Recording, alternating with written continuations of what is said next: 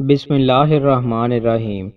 رسول اللہ صلی اللہ علیہ وآلہ وسلم نے ارشاد فرمایا، سچائی کو اختیار کرو کیونکہ سچائی نیکی کی طرف رہنمائی کرتی ہے اور نیکی جنت کی طرف رہنمائی کرتی ہے۔ آدمی سچ بولتا رہتا ہے اور سچائی کا متلاشی رہتا ہے، حتیٰ کہ وہ اللہ کے ہاں صدیق بہت سچا لکھ دیا جاتا ہے۔ اور تم جھوٹ سے بچو کیونکہ جھوٹ گناہوں کی طرف رہنمائی کرتا ہے اور گناہ جہنم کی طرف رہنمائی کرتے ہیں۔ آدمی جھوٹ بولتا رہتا ہے اور جھوٹ کا طلبگار رہتا ہے، حتیٰ کہ وہ اللہ کے ہاں جھوٹا لکھ دیا جاتا ہے۔ رسول اللہ صلی اللہ علیہ وآلہ وسلم نے ارشاد فرمایا، جنت میں ایسا درخت ہے جس کے سائے میں گھڑ سوار 100 سال چلتا رہے تو وہ اسے طے نہیں کر سکے گا، اور جنت میں کمان کے برابر جگہ اس چیز سے بہتر ہے جس پر سورج طلوع ہوتا ہے یا غروب ہوتا ہے۔ رسول اللہ صلی اللہ علیہ وآلہ وسلم نے ارشاد فرمایا، جب تم میں سے کوئی سجدہ کرے تو وہ ہاتھوں سے پہلے گھٹنے لگا کر اونٹ کی طرح نہ بیٹھے، وہ گھٹنوں سے پہلے اپنے ہاتھ نیچے لگائے۔ رسول اللہ صلی اللہ علیہ وآلہ وسلم نے ارشاد فرمایا، جس شخص نے اللہ کی راہ میں کسی مجاہد کو تیار کیا تو اس نے بھی جہاد کیا۔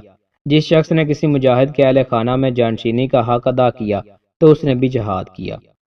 رسول اللہ صلی اللہ علیہ وآلہ وسلم نے ارشاد فرمایا، میں نے معراج کی رات کچھ آدمیوں کو دیکھا کہ ان کے ہونٹ آگ کی کینچیوں سے کترے جا رہے تھے۔ میں نے کہا، جبریل، یہ کون لوگ ہیں؟ انہوں نے بتایا، یہ آپ کی امت کے خطیب حضرات ہیں، یہ لوگوں کو تو نیکی کا حکم کرتے تھے مگر خود کو بھول جاتے تھے۔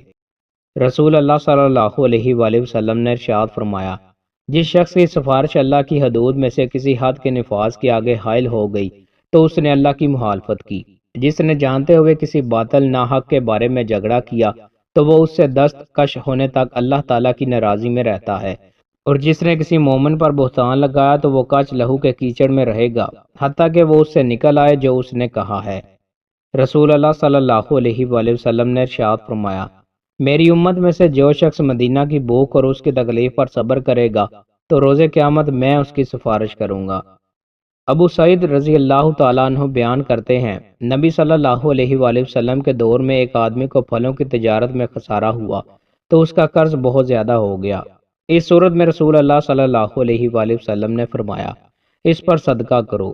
لوگوں نے اس پر صدقہ کیا لیکن وہ اس کے قرض کی ادائیگی کے برابر نہ ہوا تو رسول اللہ صلی اللہ علیہ وآلہ وسلم نے اس کے قرض خواہوں سے فرمایا، جو ملتا ہے لے لو، تمہارے لیے بس یہی کچھ ہے۔ دوستوں، مزید اچھی ویڈیوز کے لیے ہمارے چینل کو سبسکرائب لازمی کریں۔ بہت شکریہ۔